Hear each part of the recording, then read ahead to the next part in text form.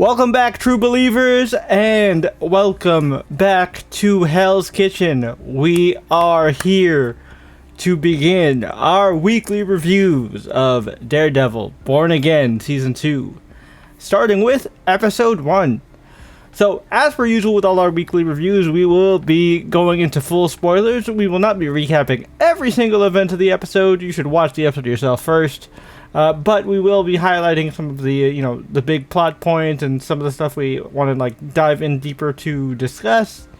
So definitely boot up your Disney Plus, watch the new episode, and then come back here and tell us your thoughts and feels in the comments down below. Without further ado, where should we start? Let's start by talking about the choreography. Because, man, the action was really good in Born Again Season 1, but they've really stepped it up in Season 2. Well, they did.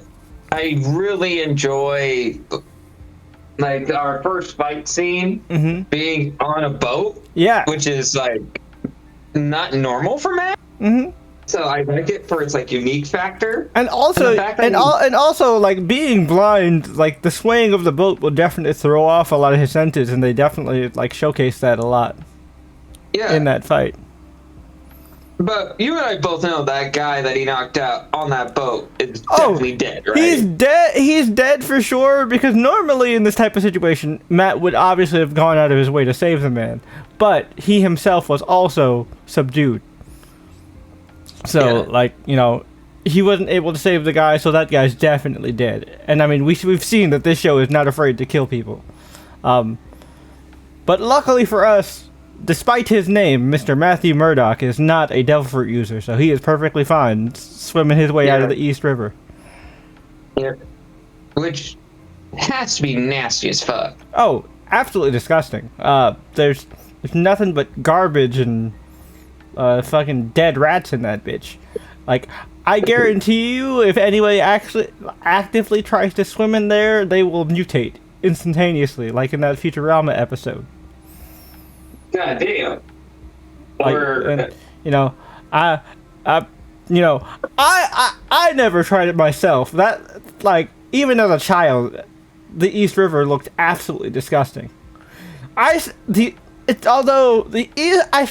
think the Hudson River is nastier looking than the East River. If I had to choose one, I would probably go with the East River, but also I think more bodies were buried and lost in the East River than the Hudson. Now, granted, the mob definitely tossed a few bodies in the Hudson too, but I think there are more dead bodies decomposed in the East River. Just by my personal estimation. But speaking of decomposing bodies, man, Willie's not fucking around. Yeah, Big Willie is just out here moving.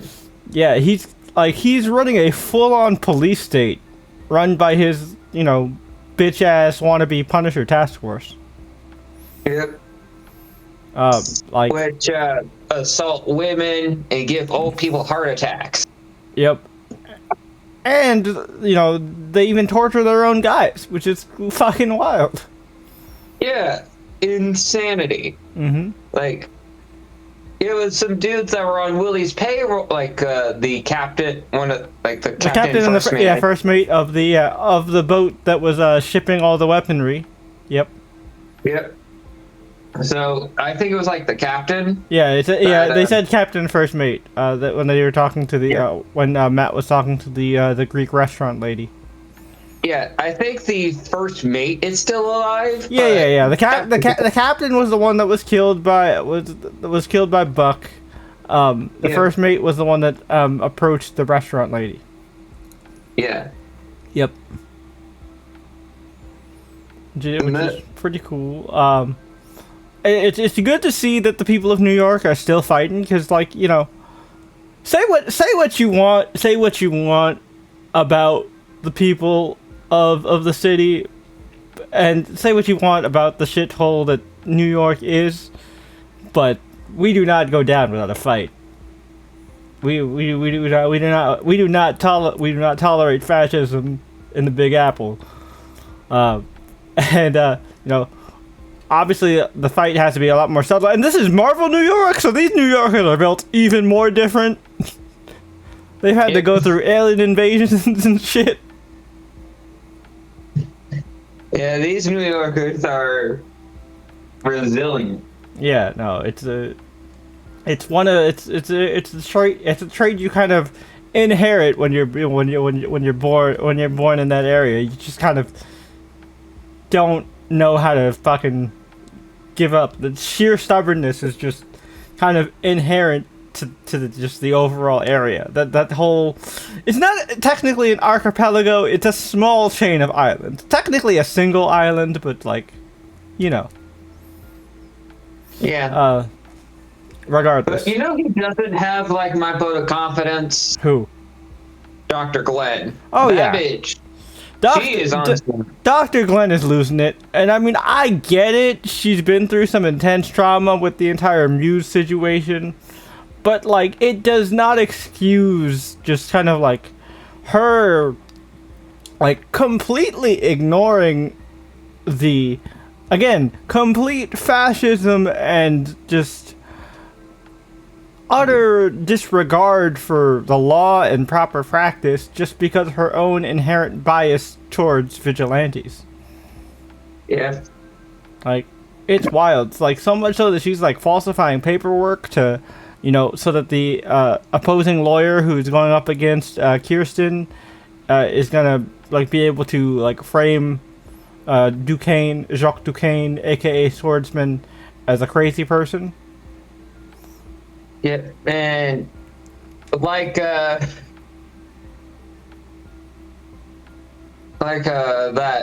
lawyer said, the jurors have the internet. Exactly. So, and unfortunately that's kind of, you know, that's just even true to our world today, right? Like, you know, because people are much more like chronically online, they tend to like more strongly believe narratives that are spun on the internet, which is why, you know, certain aspects of government being you know, in such tight cahoots with social media companies is such a huge problem. Speaking of like social media and propaganda, we actually see that in action with BB Urich, who at first we were like, oh man, so she really did sell out just to save her own skin, but turns out she's a double agent. She's feeding information to Karen and Matt, which is dope. Which, by the way, y'all, Karen and Matt are fucking now. Good for them. Yep. It took the city going into a police state, you know, national emergency for them to finally start to fuck. And, you know, Matt's other girlfriend turning into a crazy anti-mask bitch. Mm-hmm. Isn't it like some craziness that would happen during COVID? Oh yeah, I was just about to say she's not the only crazy New York lady who's anti-mask. Yeah. Wouldn't be the first. Like I said during our watch through of the episode, it's like men carrying hooking up. It's like couples hooking up during COVID. Yeah, it is because like the Fisk New York is like COVID on steroids, except it's not a pandemic. It's more like a pandemic of violence. Yep. Instead of like a actual like, you know, infectious disease. Now we do actually also see some other Daredevil allies, like our man Cherry. Matt's investigator, former detective friend.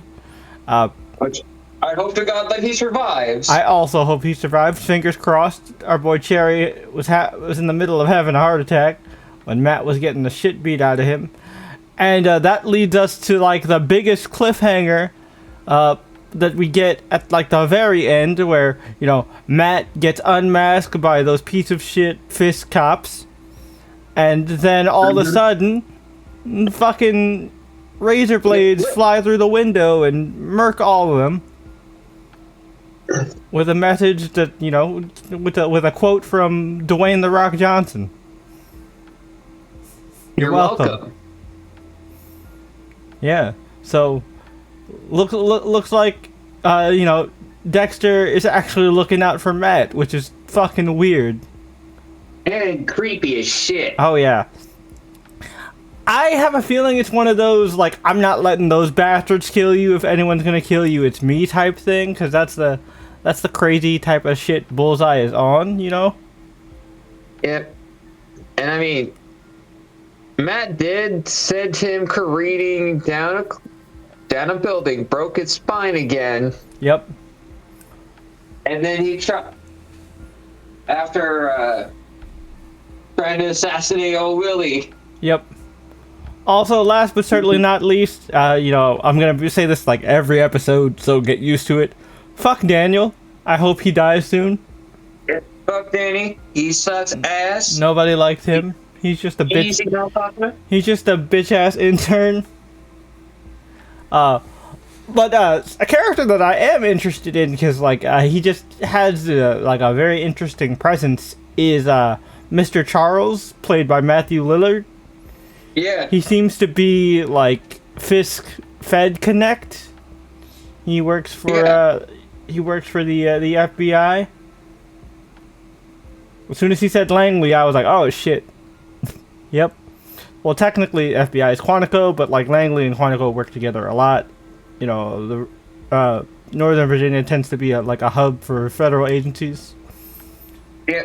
And then like the crazy thing, the New York Attorney General gets a call from DeFontaine. Yeah. Which is wild. If you don't remember who DeFontaine is, that is the lady who orchestrated the Thunderbolts, the Baroness.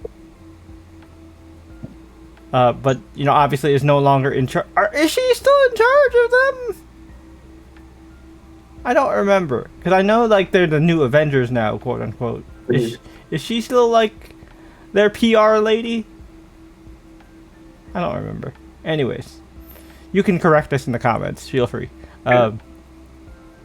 If you watched Thunderbolts more recently.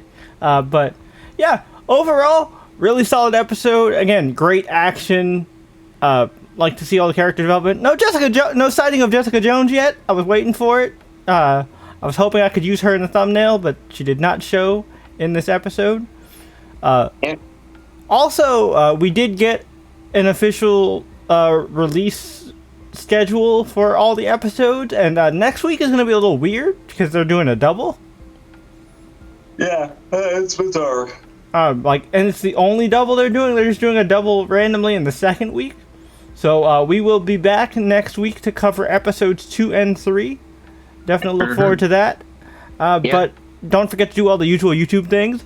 Hit that like button, hit that subscribe button, and notification bell so you don't miss any brand new Daredevil Born Again videos, as well as any of our other individual episode reviews for the various TV shows we cover on the channel, and our full-length podcast episodes, which will be back in full swing very soon. So definitely check those out if you enjoy hearing us yap. Also, if you are on the mobile version, be sure to hit that hype button, because the hype button will help to spread our videos throughout the algorithm so other true believers like yourselves can find it and, you know, enjoy hearing our yapping and theory crafting on these episodes. But until next time, we'll catch you later. Peace.